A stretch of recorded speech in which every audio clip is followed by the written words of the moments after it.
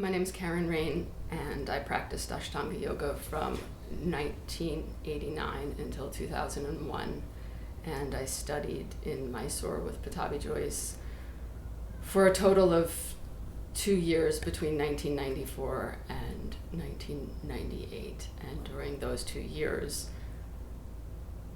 I was sexually assaulted almost daily by Pattabhi Jois.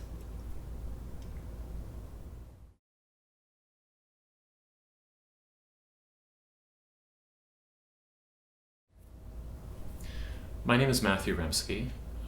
As part of a larger project examining adverse experiences and abuse in yoga culture, I've been interviewing Karen Rain over the last 2 years, and this interview represents the culmination of our discussions.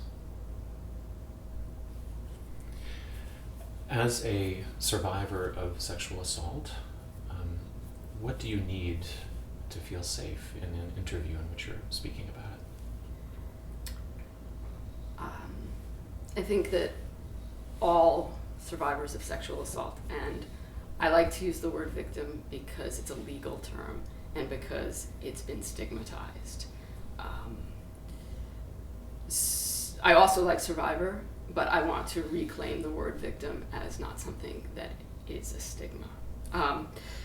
Just to clarify that, I also talk with my hands a lot. Let's see. So to feel safe, I need to be in control of how and when my story is told. So if I say cut. If I say I don't want that in there, I disclose something that just makes me feel too vulnerable, you don't try to convince me to put it in. Mm-hmm. And I know you, so I feel comfortable with you.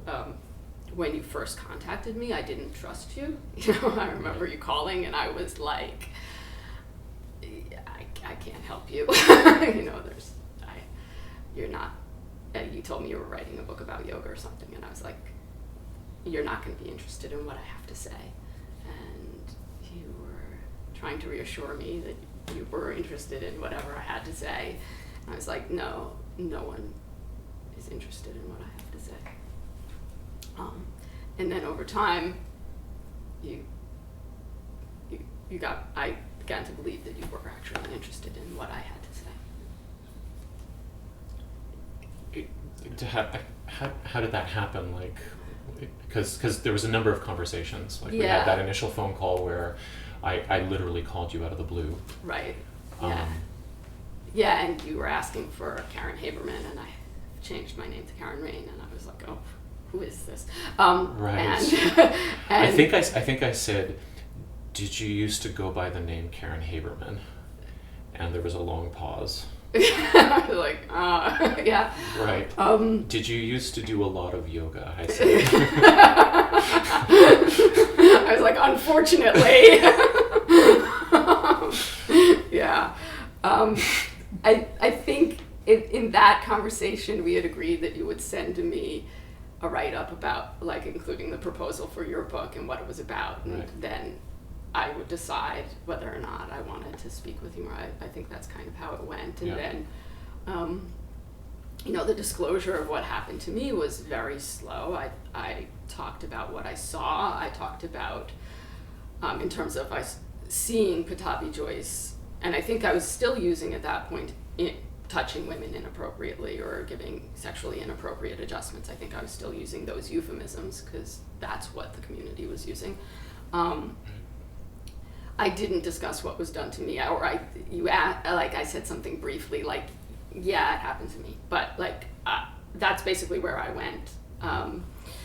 I pretended like I was okay with it, and then I think it took over a year, right, where I called you out of the blue, and I was like, okay, if you need more details about what happened to me specifically for your book, or if you would like them, I'm willing to share them now. But with the same agreement that I would keep you informed as to what the process was going to be. Totally. Right. Yeah. But what happened in that year that, if you're comfortable sharing, that, I don't know, allowed more of the disclosure to happen? Well, I think there was trust gained with you. Yeah. There was more insight into my own experience. Something I had pushed aside for a really long time and just minimized. And how has it felt in general to break your silence after really 20 years? We need to tell our stories. However, in telling our stories, it's very precarious because it can be re-traumatizing depending on how those stories are received. Right. And it's terrifying to tell a story. It's terrifying to break the silence. I also felt very free, and when the comments started coming in that were supportive, it was amazing. Right. So as I say, it was mixed. Right. Was there any particular, I don't know, push that, I mean, it's such a, it was a short, very concise statement, but there's a button to push, and there has to be a moment where there's a final decision. Was there anything that contributed to that? Was it planned for a while? I just saw the hashtag MeToo stories, and I felt impelled. I felt obligated, since I was a victim of sexual assault by someone famous. I felt I needed to join the conversation. That it was like a moral imperative to do it.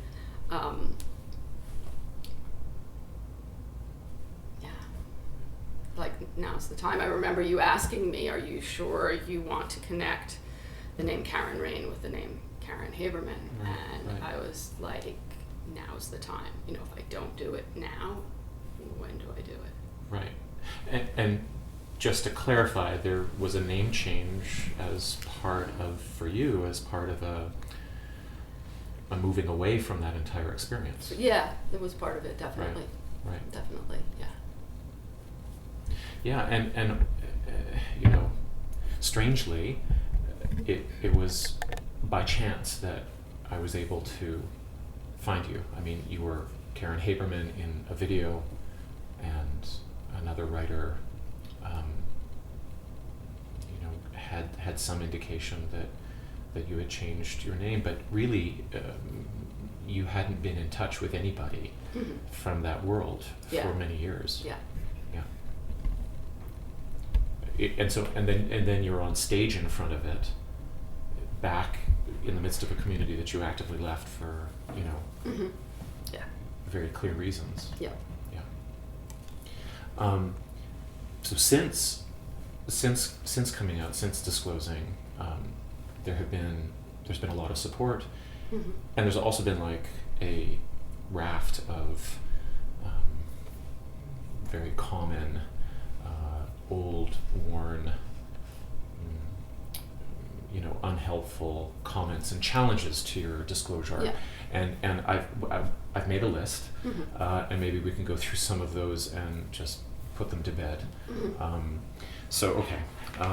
Some of the things that people will say in response to your disclosure, but also other people are coming forward too. And I also should say that when this story was at the level of a kind of cultural rumor based upon photographs and video evidence, and there were no real voices to. There was a voice. There was a voice. Annika Lucas. from 2010. So that story is ignored. That's a Yeah. voice. Yeah. But the video evidence, the photographic Yeah. evidence. And I believe there were other voices going to teachers, Right. and saying this happened to me, and the teachers were saying, they were minimizing and saying you don't understand, or like it must, you know, they were somehow shutting victims' voices down. Mhm. I've heard that. Right. Yeah. Right. But I have as well. Yeah. And they would say things like the following. Okay. So, speaking of Jois, he didn't have an erection, so it wasn't about sex for him. So sexual abuse is about power. It's not about sex. Mm-hmm.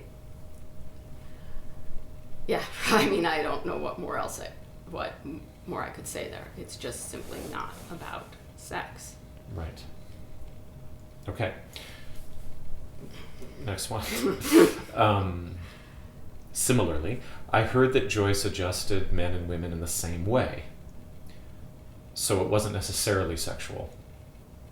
Okay, again, so I didn't witness him adjusting men in the same way. I didn't witness him kissing men on the lips. I didn't witness him like massaging men's buttocks when they said goodbye to him. I didn't witness him holding a man's genitals during an entire adjustment. I didn't witness him putting his genitals against another man's genitals and grinding.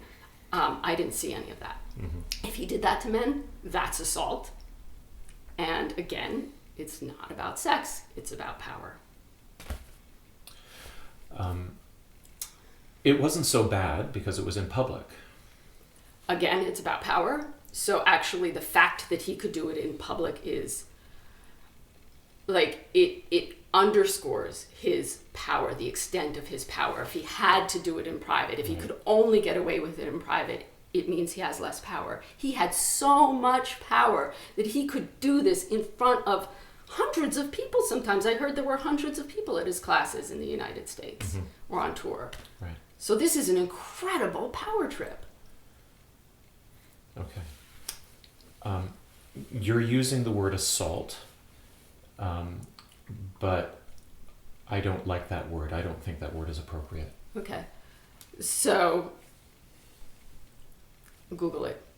You know, I mean, he's putting his hands on women's breasts. He's putting his hands on women's buttocks. He's putting his hands on women's genitalia. He is getting on top of women, or sometimes standing, and he's pressing his penis and grinding into our genitals and our buttocks, and just look it up. It's assault.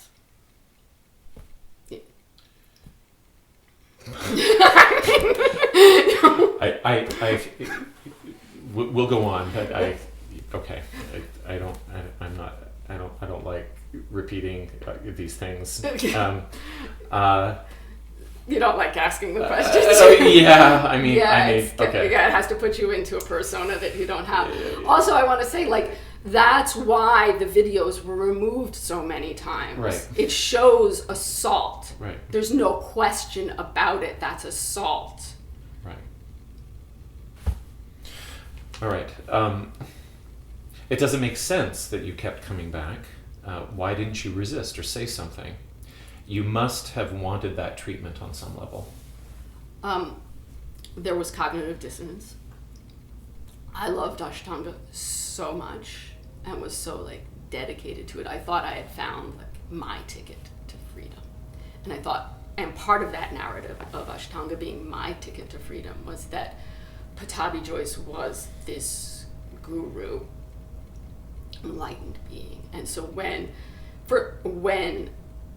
I saw things and when things happened to me that didn't fit that narrative, I just couldn't accept it. There was dissociation, there was denial, there was, I just was trapped. I never would have chosen it though. That for me is really important. You know, it wasn't like I designed it.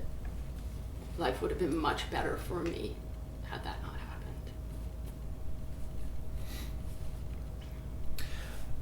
Okay, next one.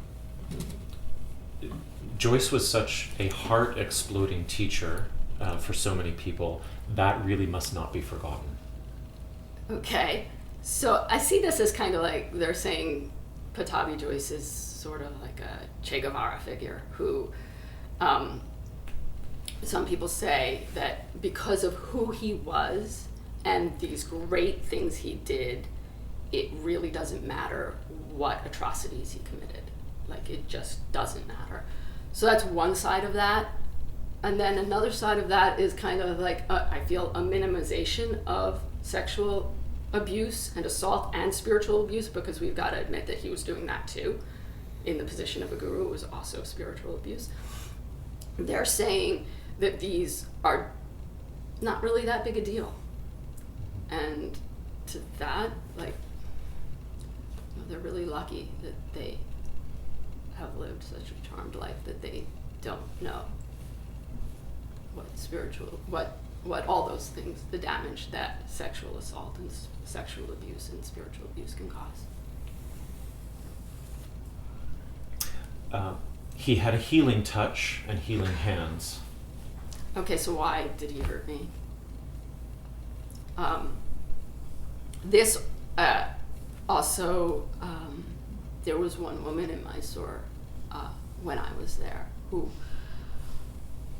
was there who spent even more time in Mysore than I did, probably even more devoted than I was, who I witnessed him assaulting her more extremely than he assaulted me, more often and more intensely.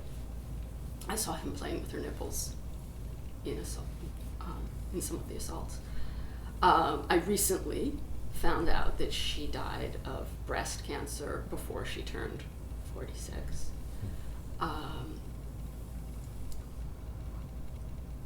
I personally, knowing the health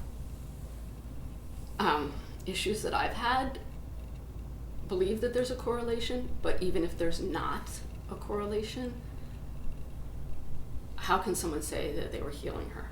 And I know that anyone can say that there are going to be people who, no matter what, can find a way. They can say, oh, she went to Mysore, she already had breast cancer, he slowed it down, you know. Right. Because you can come up with any story at any time. And there are always going to be people who are going to find a way to disregard something. Some proof. The cognitive dissonance is going to be so strong, they're going to find some way to discard some proof. I can say that she went to Mysore in her mid-20s, not too likely that she had already developed breast cancer. Yeah, I'll just interrupt the list to ask you a follow-up and say, was that kind of reasoning around his supposed powers, did that figure into your own thinking at the time? Was that a story that you understood? Yes, that was a story I believed, I wanted to believe. Right. I know that both this woman, because she had back pain on the last trip that I was there, and I also had back pain, and she had told me that she had asked Pattabhi Jois why she had back pain, and he said he didn't know. And she put the idea in my head, and I asked him too, and he gave me the same answer, he didn't know. Now, why didn't he tell us he was healing us by putting his hands on our vaginas? Right, right, okay. I mean, if he really had a healing touch, why didn't he tell us then?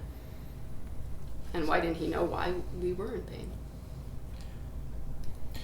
Was there a way in which asking him that question directly and getting a kind of non-response to that? That started to crack open my shell, yeah, definitely. Right. I mean, it was cracking. My last trip, it was really cracking. Yeah, that was in 1998, and by the time I left, I was like, he's not my guru. Right. Yeah. I mean, I still wasn't open about what had happened to me personally, but I was done with the guru thing. Yeah. Or at least with him. Yeah. Okay, next one. He had a problem, but he stopped when people gave him boundaries when asked. Okay. Yeah, perpetrators often test waters to see what they can get away with. And, so it's just strategic. If someone says no, he's like, okay, I can't get away with it with this person. I'm not going to do it with this person. And then he goes on to someone else and does it to someone who doesn't say no. It's not respectful. It's just strategic. And I know that people are saying at times he stopped when, like, he was confronted by his family or something, and then started up again and then stopped. Like, I hear there were ebbs and flows in his behavior. Again, it's not like he was apologetic or contrite or anything or seeking help for his problem. He just would stop when he didn't feel like he could get away with it. This is not a sign of character. I mean, it's a sign of, yes, he was sick.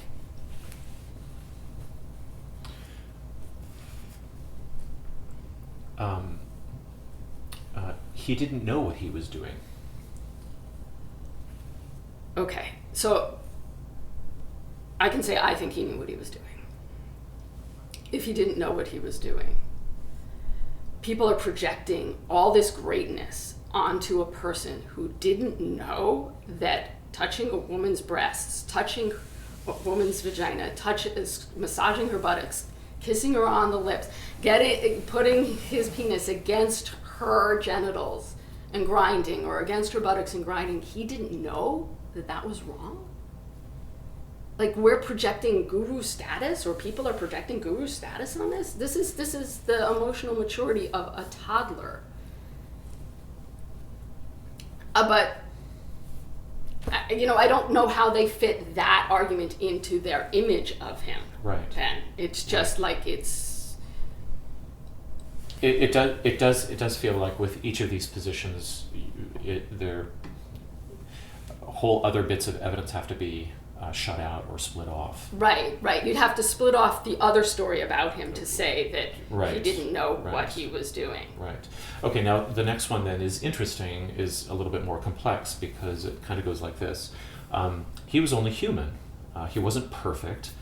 Everyone makes mistakes. Yeah, I would say, again, there's that split. So, okay, he was only human, so let's use human standards to judge him. Right. Sexual assault, sexual abuse, spiritual abuse, serious offense. Let's hold him up to human standards. So on the one hand, they're kind of saying, well, he's only human, but he's above human because he's kind of godlike. He does these things, you shouldn't judge them. There's also the implication that it was your fault for thinking that he was more than human.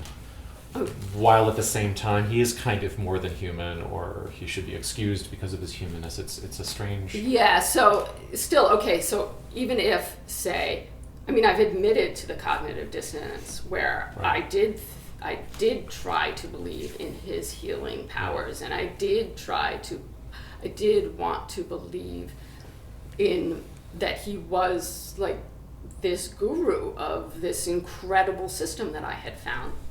So I've admitted to that. Mm-hmm. That I don't see how that excuses his behavior. Right. He still sexually assaulted me and spiritually abused me, regardless of whether I held him to like a higher than human status. Like, regardless of who he was, yeah, the behavior was the behavior. Yeah. Right. Yeah. He's not here to defend himself. Yeah, so let's look at the defenses that people have offered and see how they would hold up in court. I know that courts can be sucky, but let's just see how it sounds. So what was the first thing? Okay, so... You didn't have an erection? Well, I guess we could put it into first person. I didn't have an erection, so it wasn't about sex for me. So that's going to hold up in court? Probably not. Okay. Okay, so I adjusted men and women the same way. That's going to hold up in court. I think that's like really funny, because I think most people would look at you like you were crazy if you said that. Right. I did the same assaults to men that I did to women, so... Right. What I did wasn't so bad because it was in public. I don't think that would hold up in court. Do you think that would hold up in court? Okay, so I think the point is clear. It seems like it's a disingenuous statement, and it has more to do with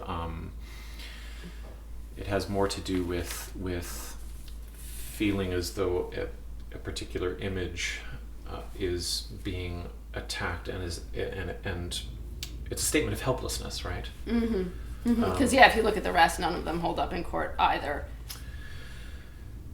Okay, well, to roll back a little bit, you said a little bit about this before, but how has your understanding of what happened to you changed?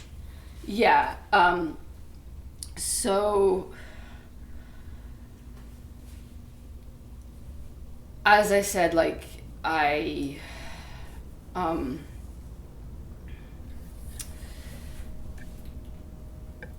didn't focus on what happened to me so much at first when I left. And I wanted to, I was in physical pain, and I kind of set up in my mind that once I heal the physical pain, I can just put the whole story behind me and forget about it.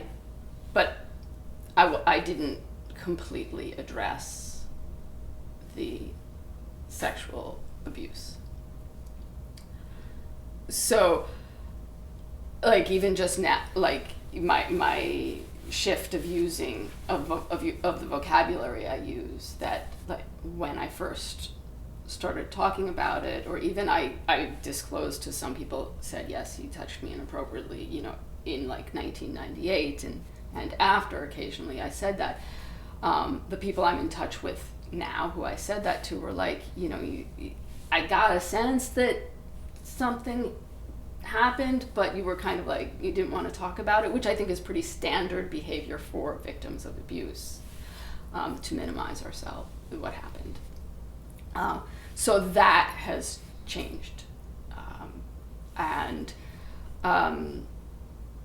bringing it forward has been, as I said, there's a lot of healing to that, in terms of, I have a safe platform to do it in a certain sense, like I'm getting a lot of support, and that same platform is also very triggering. I've seen so many photos of him. Right. And I've had to confront all the defenses that we just went over, and other victim blaming type statements, and so there's been a lot of triggers as well. Yeah. And sometimes I've contributed to that, even in our conversations. Like, I think you sent me that video link, right? Which I didn't actually look at until probably like the end of February. I sent it to a couple of people, and I thought I should probably look at this.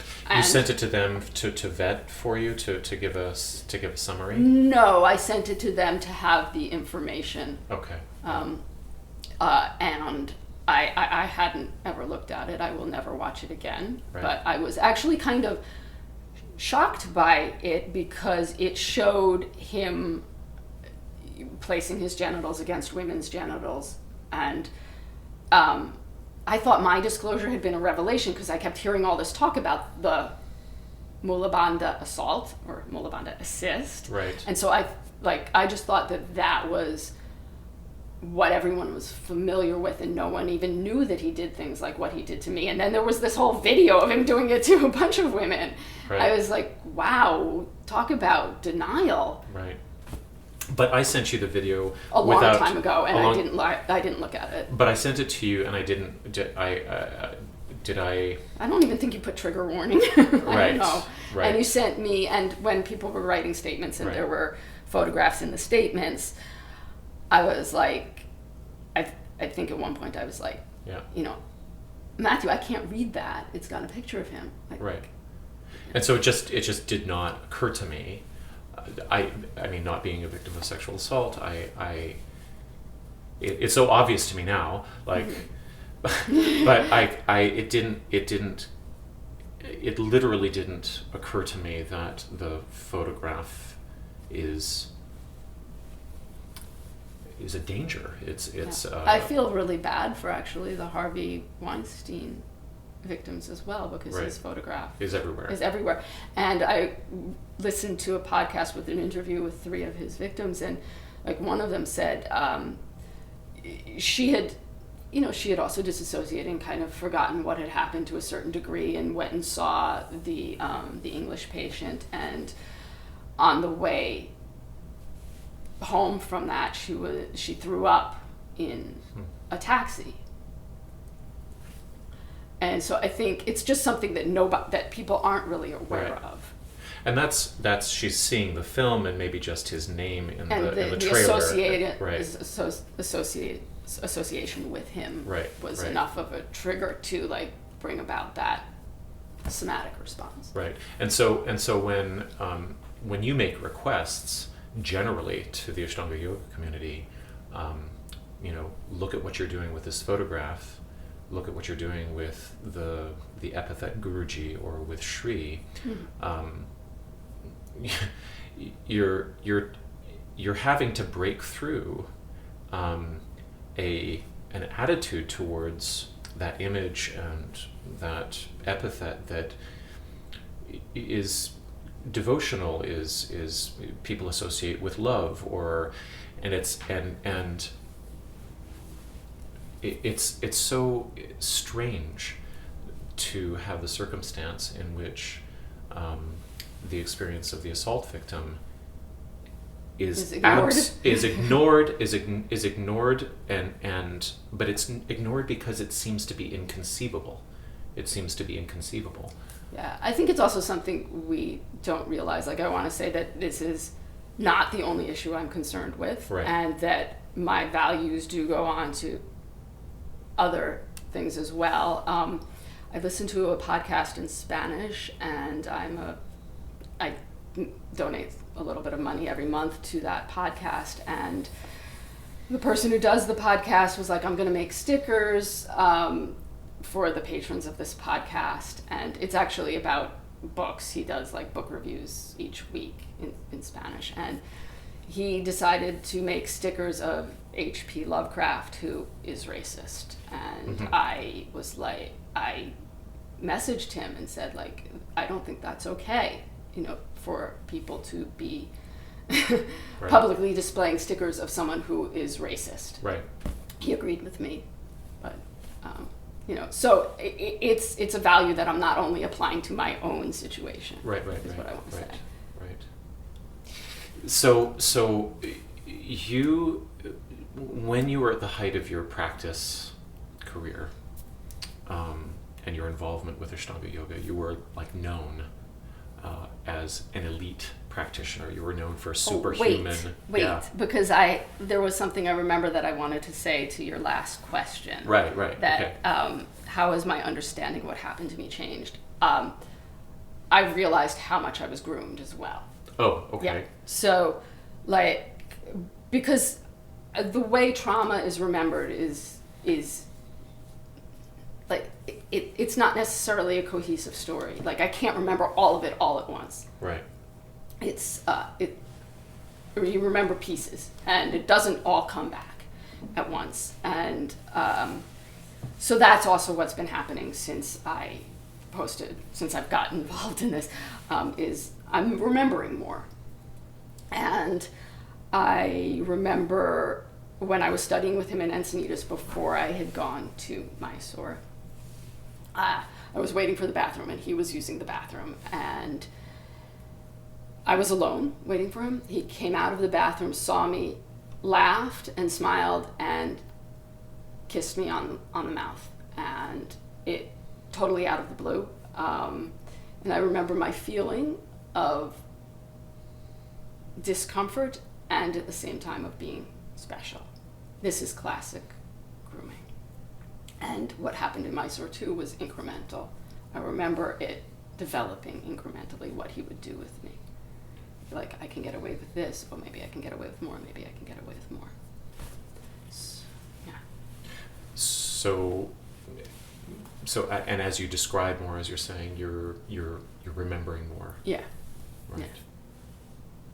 Yeah. I mean, you had kind of like a meteoric rise through that entire culture because of your physical prowess. Mm-hmm. It was almost, people would say that you were almost superhuman in how you were able to excel in the postures. Mm-hmm.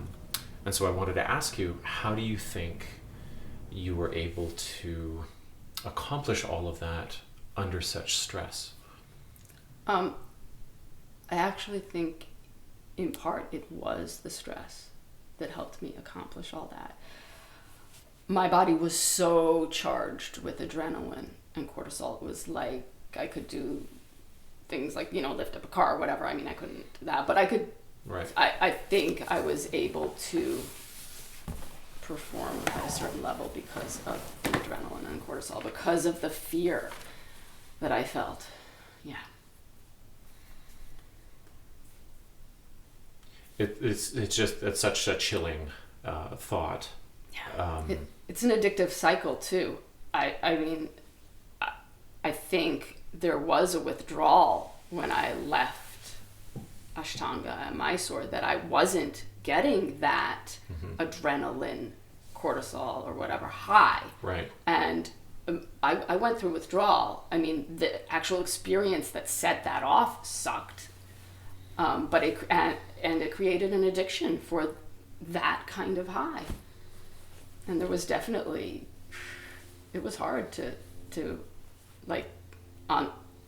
the withdrawal was hard. So it's incredibly complex. You are groomed into an abuse situation.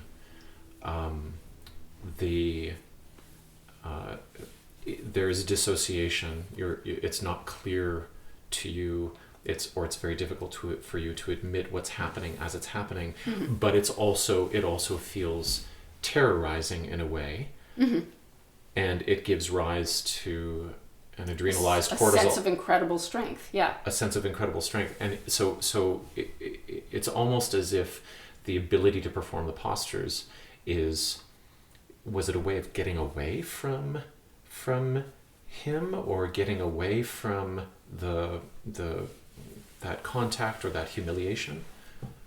You mean trying to do them so well that I didn't need adjustments? Because there was that. Okay. Yeah. I'm thinking of that, but also that they provided a kind of the postures themselves provided a kind of triumph that, I don't know, maybe made the rest of the interaction more tolerable, or yeah. I mean, it gave me a narrative that, as I said, Ashtanga was my ticket, and I was mastering my ticket. Right. And that sort of like the means justify the end in a certain sense. So yeah, there was that. Yeah. Okay.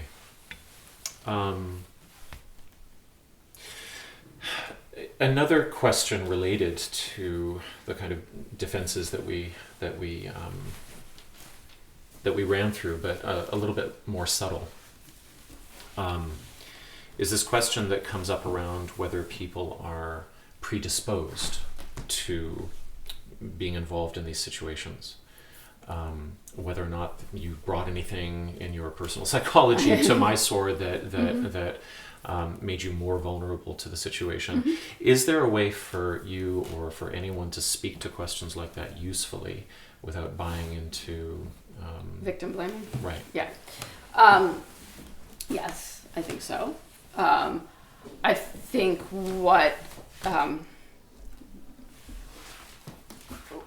yes, it's very important for people to look at their, like, whatever my trauma load was before I went to Mysore, and whatever dynamics that I entered into and were triggering for me, like reasons that I froze or reasons that I didn't speak up or whatever. Like, that's important for me to look at, to know. Right. That has nothing to do with blame, though. Right. I think most people got into Ashtanga yoga, went to Mysore for some healing, and including myself. Whatever I brought to Mysore, whether that trauma load was huge or whether it was small, or whether I was even a bad person just hoping to become a better person, Pattabhi Jois abused me. He was the abuser. I should have been met where I was at, whatever my trauma load was. He is the one with the power, and he was the one who was supposedly a healer. And again, whatever trauma load I brought to Mysore, it increased exponentially after my experience in Mysore. I never had trouble sleeping before my experience in Mysore. Nothing else gave me PTSD. Can you describe a little bit of what the PTSD symptoms are? Well, for me, I probably starting in 2002, I started waking up at 3:30 in the morning several nights a week, feeling really anxious and hypervigilant that something terrible might happen to me, unable to go back to sleep. At that time, 3:30 in the morning is the time that I got up for the first year that I was in Mysore to go practice.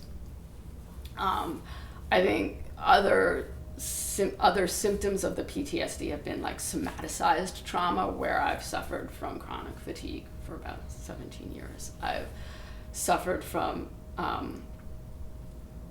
chemical sensitivities and food sensitivities.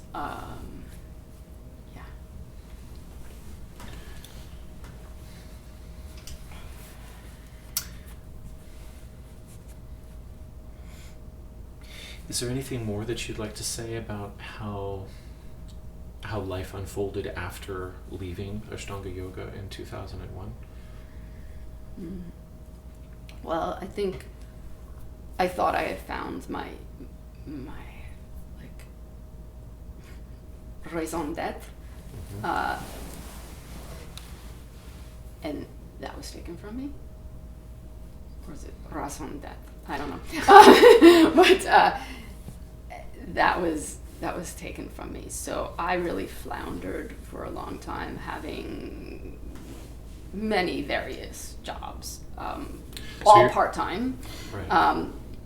And you're talking about life path and career because you were teaching. I was teaching. I Right. had hoped to be a successful Ashtanga yoga teacher. That was my vision for myself. Right.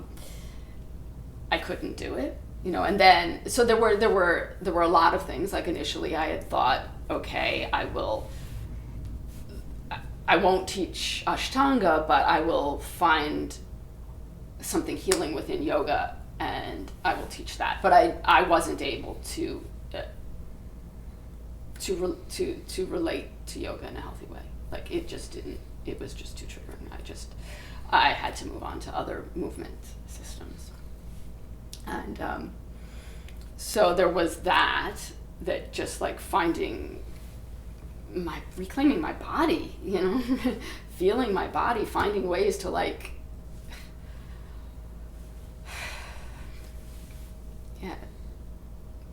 inhabit my body again after having disassociated for so long. And getting comfortable with not being addicted to the adrenaline and the cortisol and all of that, and then finding like meaning in life, because I was depressed too. And so starting to work with kids, with youth, that was when my grief about having lost a career shifted. I would say my grief about losing like a movement practice shifted earlier than that, probably when I stopped having pain. And I guess I had kind of hoped to become like a corrective exercise specialist and help, but I didn't actually have the passion for that. I realized, like, the way I had the passion to teach Ashtanga, I was like, I wanted to do something else. I just wanted to get away from like, I don't know, body nerd stuff.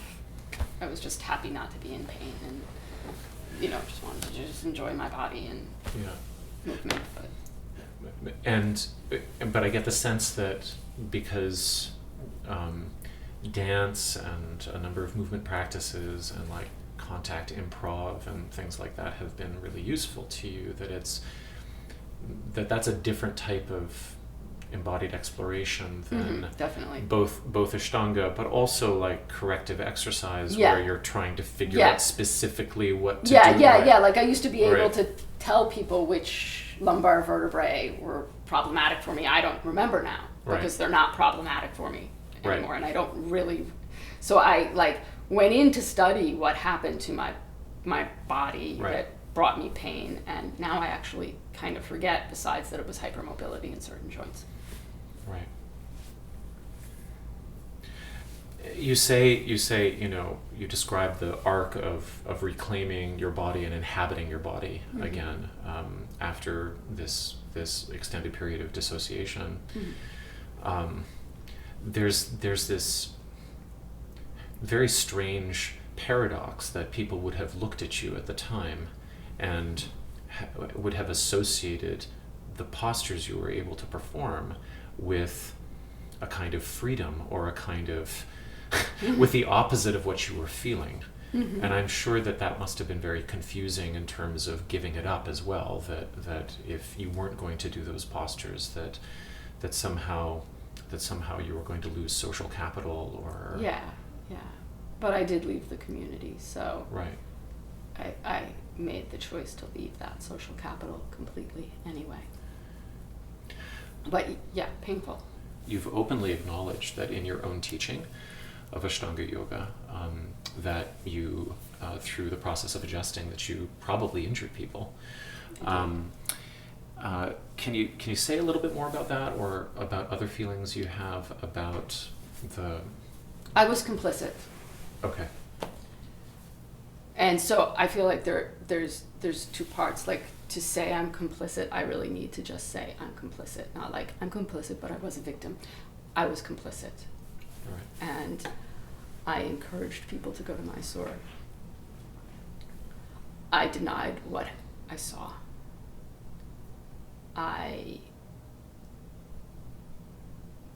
Both before I met Pattabhi Jois and after I met Pattabhi Jois, I gave unskillful adjustments that injured people. So two parts to my healing. One is disclosing the sexual assault and spiritual abuse. The other is admitting my complicity. So when I wrote my post about being complicit, that was huge for me as well. And I think I wrote at the bottom, if you were injured, if you went to Mysore because of me and were hurt in any way, I'm so sorry. And if I injured you with any of my adjustments, I'm also sorry, and feel free to contact me. 30 seconds after I posted that, I got a message from someone I was friends with, who I was actually still in contact with, who has left Ashtanga, who hadn't mentioned this to me. This is someone who I've been in contact with. Said, you did injure me. I'm not angry at you, but you did injure me, and went through like what they had to go through because of that.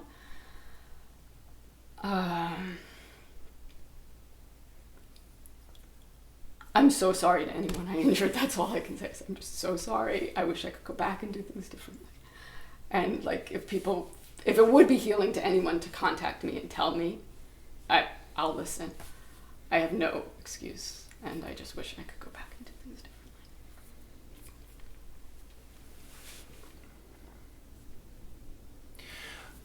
differently. What kinds of statements or responses would you like to see in general from the Ashtanga Yoga community? The general Ashtanga community, let's see. Again, I'd like to see a change in that Pattabhi Jois is not that Ashtanga is reinvented without Pattabhi Jois. I'd like to see the Ashtanga community hold teachers accountable, who should be held accountable, for not addressing the issue appropriately.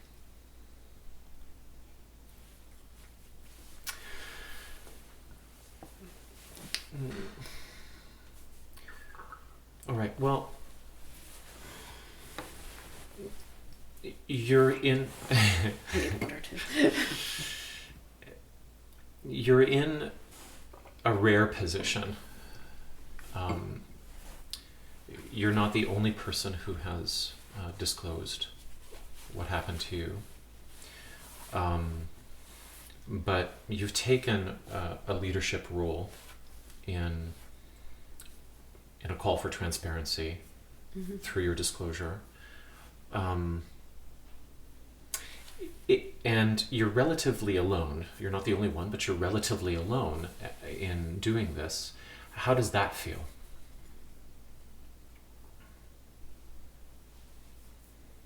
It sucks.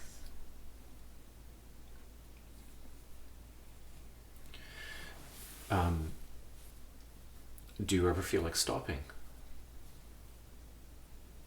Yeah. Every time I post, like this last one, I'm done.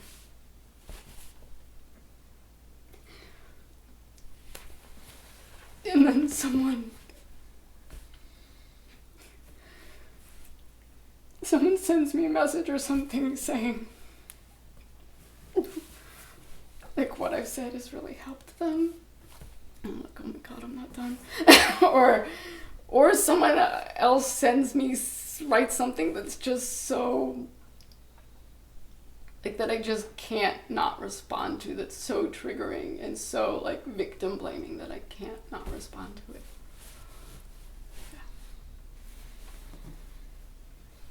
Yeah. And the forum is relentless. I mean, you would have to actively choose not to be exposed to more communication.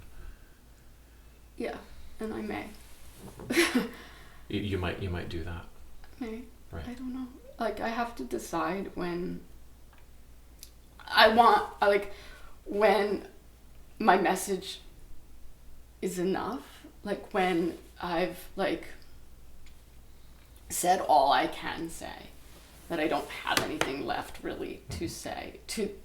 In this particular scenario, I never want to stop speaking up for victims of sexual assault or speaking up about sexual abuse or about rape culture.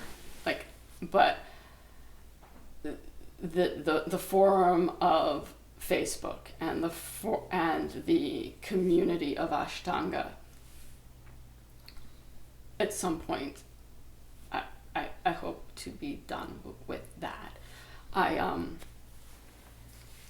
don't, like, I just thought my first post, I'm just going to put my story out there, done. I don't want, someone had contacted me about an interview and I was like, I don't think so. I'm done. Like, yoga doesn't intersect with my life anymore. I don't want to, I don't want it to.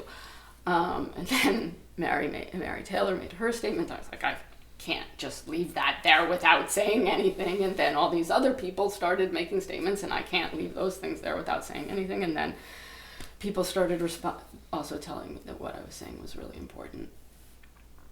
And I don't want to let those people down either. So you have to make a decision about how exhausting it is versus how much help you're doing. You have totally, to assess like, that. Yeah. How are you doing that? Like, I don't know. Someone used an example, said that it's important that I'm aware of when it stops being therapeutic and starts feeling like it's disemboweling me. right. And it can go in waves. Maybe maybe I could leave it for a while and then come back. I don't know. Do you want? Go ahead.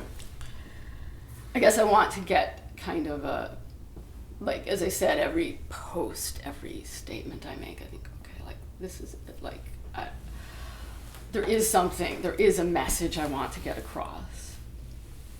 So I'd like to take this opportunity because I was, someone sent me a message saying something along the lines of, thank goodness that could never happen again. Like what Pattabhi Jois did could never happen again. That times are different and it couldn't happen again, or I'm not sure exactly what the person meant.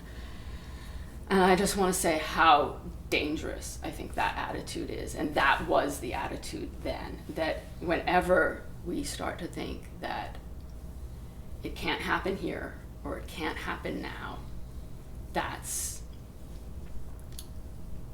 an invitation to opportunity for it to happen. It can't happen here. It can't happen with him. He's a yoga guru. He's 80 years old. Like, it just... So my defenses were down as well. I recently was looking at a book about teaching kids how to be safe against sexual abuse, and it had this section about there were green light people and there were red light people, meaning the green light people were safe and red light and yellow light people weren't safe. And the green light people, they had listed doctors, caregivers, and parents. And I was like, you cannot say that a category of people are safe. There are no green light people. How many doctors, parents, caregivers abuse children? Like, this is so dangerous to teach anyone that there are green light people, and yoga teachers are not green light people. Yoga gurus are not green light people.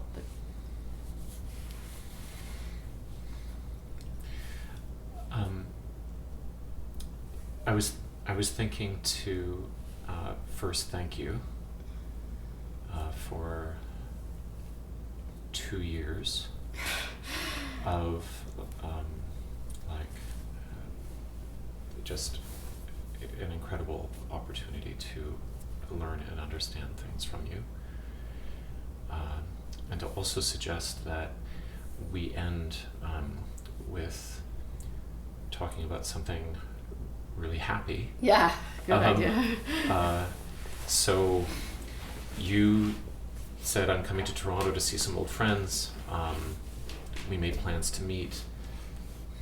Doing this interview sort of came up later in the planning stages, but before that you said you should come with me to Contact Jam. And I'd heard about it, I was kind of familiar with it. I have friends in dance communities, but I'd never been to one. And you said, you're coming. And so we went. And wait. That makes it sound like I didn't. No, I didn't say you're coming. No, you I was did. like, you can come if you want. That's right. You weren't demanding. Okay, so why did I frame it that way? It's like, maybe I felt like because actually you had initially had something planned until 7:00, and I said, it sounds like you won't be able to come. You said, no, I'm going to make it work. Okay, all right. I don't know. I think I'm saying I've got to come. I mean, it's anyway. So we go. Mm-hmm. It's Wednesday night. It's at Dover Courthouse here in Toronto, and it's run by Kathleen Ray. Right. And shout out to Kathleen Ray. Okay, and you know her through the grapevine of the contact world, because she actually has been instrumental in initiating a discussion around consent and safe space and boundary issues within contact improv, which are obviously crucial. Right. This is why I was like, I have to go to that jam. Right. Like I actually knew I was coming to Toronto, and I made sure I would be here for a Wednesday night so I could go to her jam. Right. Because her jam is different from other jams. Right. Mm-hmm.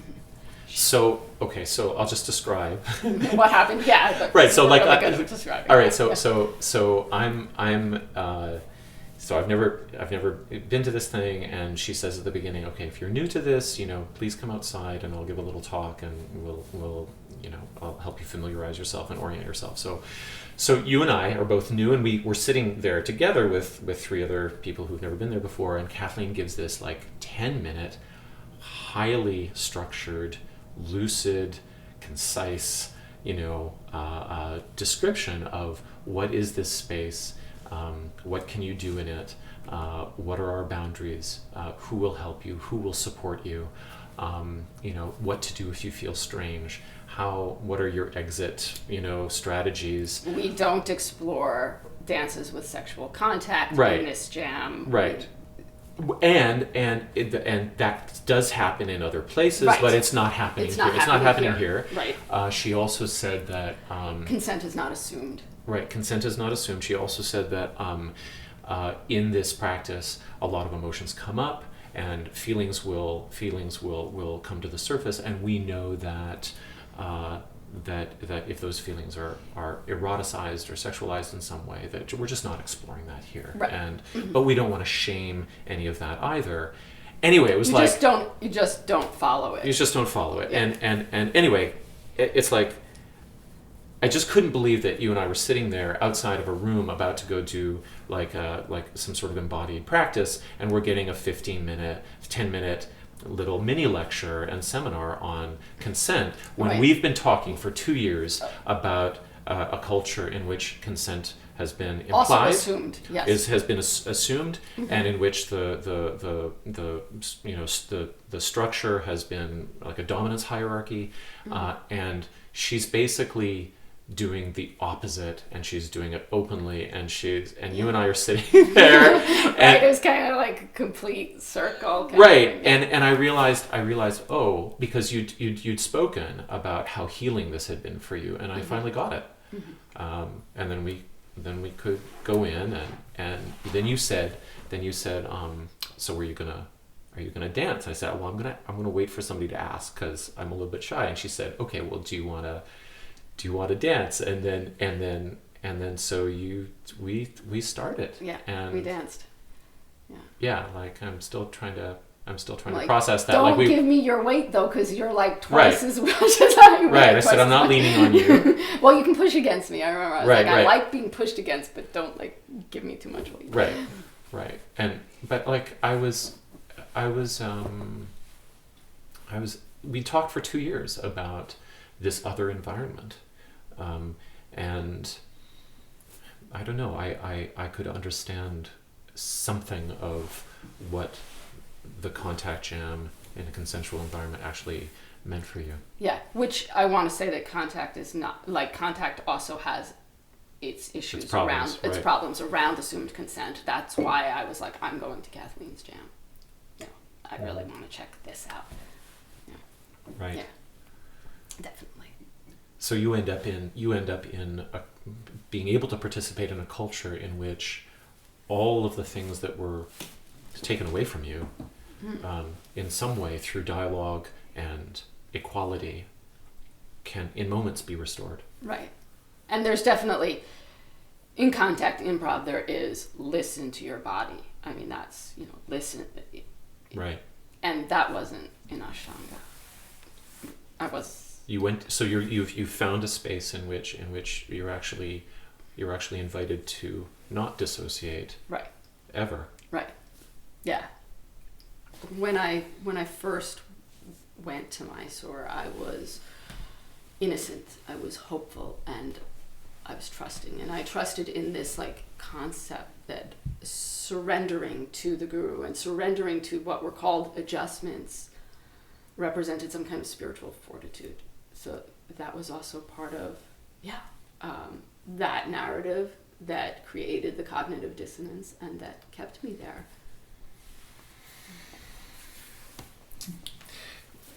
So, what has helped most? Most? It's interesting because that question is like sort of shows what happened with Ashtanga was that I was like, Ashtanga helps the most. And so I was like, and I actually got so narrow-minded about it that it was like only Ashtanga helps. So I wouldn't even say there's anything that helps the most. There are things that have helped a lot. One thing that really, really helps a lot is I love being outdoors. I love playing in the woods. I love going for hikes in the woods. I love mountain biking. Not anything really crazy. But I like mountain biking, easy trails. Just anything outdoors, pretty much. And finding places that are more kind of off the beaten track is really fun for me. And then there's dance, and like you've mentioned, contact improv. I go through phases with that in terms of sometimes I'm really into it, sometimes I'm not. I always like dance, and I dance at home, or I can go to other dances that are not necessarily contact, that are just like barefoot boogies.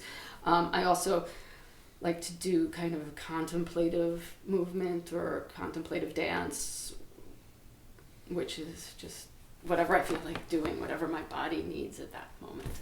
Really connecting. I do a little bit of qigong, not a lot.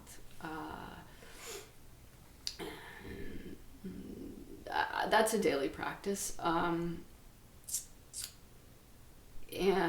I actually recently realized waking up at 3:30 in the morning, because that actually has gotten worse since my post. My insomnia, and particularly waking up at that time, has gotten worse since I posted the hashtag #MeToo. My body is much more on like hyper alert. It occurred to me, because at one point I had been getting up and doing qigong at that time, and it had helped me go back to sleep, but then I was just like, man, I just don't want to wake up at that time and do anything. Like, I just want to be asleep at 3:30 in the morning.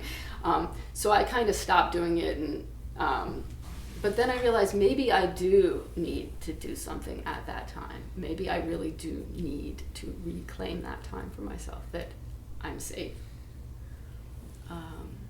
that I have agency at that time, because I didn't. So again, that was really recent. It's gotten better since I made that discovery. I actually slept through 2 nights without waking up at 3:30 in the morning. We'll see, as I said, it's so recent, but if I do wake up hyper alert, I'm going to start trying to reclaim that time for myself. So just beginning to reflect on what you might need to do during that time was helpful. That in itself was helpful. Yeah. Right? Because so you wake up, you're hypervigilant, and it's you know now, you've done enough work to realize that, this is about my agency, about my capacity to feel autonomous and myself. Yeah. And so if I take hold of that, maybe that will be helpful. And I think that's part of the evolution of healing, is that there's different levels of knowing. I could have told you years ago, this is why I did say years ago, that's why I was waking up at 3:30 in the morning, that was when I practiced Mysore. But the amount that we really feel a truth can vary. Right. And so, just a few days ago, I really felt the depth of that truth and how much I have to honor it. For me, it was always about what Pattabhi Jois did to me, and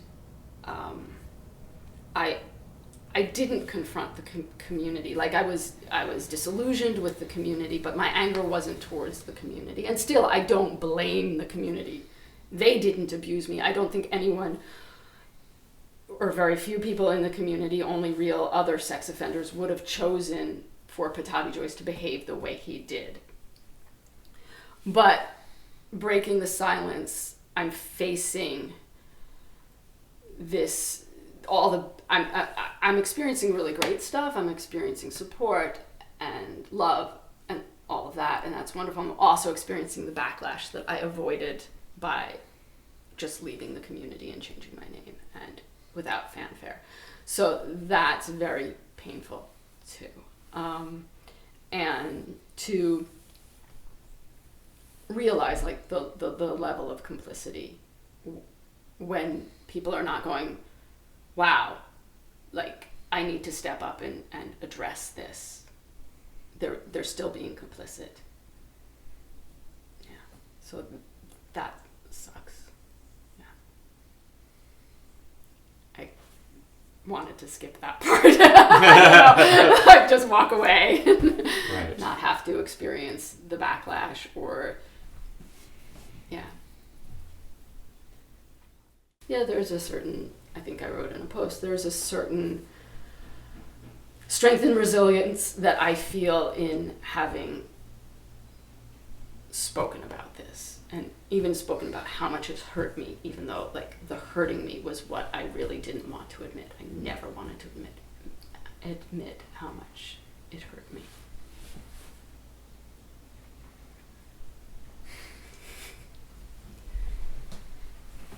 Yeah. All right. Okay.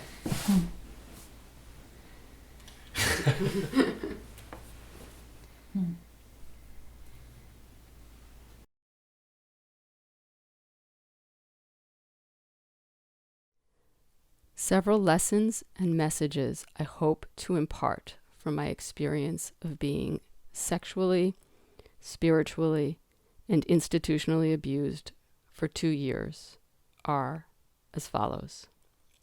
1. Sexual abuse, like physical abuse, is about power. Whether or not the perpetrator got sexual pleasure is irrelevant. 2. Sexual abuse can happen anywhere, even when we think a situation or a person is safe. However, thinking a person is safe does not make us responsible for the abuse. Not every person takes advantage of an opportunity to sexually abuse. Abuse is always the responsibility of the abuser. 3. Committing sexual abuse is not a mistake, flaw, or imperfection. It is a sickness and a crime. It is a compassionate act to deconstruct the merit and power of a sexual perpetrator. Those are things that were harnessed for the abuse. This benefits the world by curtailing rape culture and offering healing to victims and perpetrators alike. 4. If we do not condemn sexual abuse by speaking out about it and deconstructing the power of the perpetrator, we are enabling abuse and perpetuating rape culture. Lastly, if a teacher does not create an atmosphere where students can openly, easily, and comfortably challenge them, that is not a healthy learning environment, and they are not a good teacher. A good teacher and healthy learning environment foster a spirit of questioning and innovation.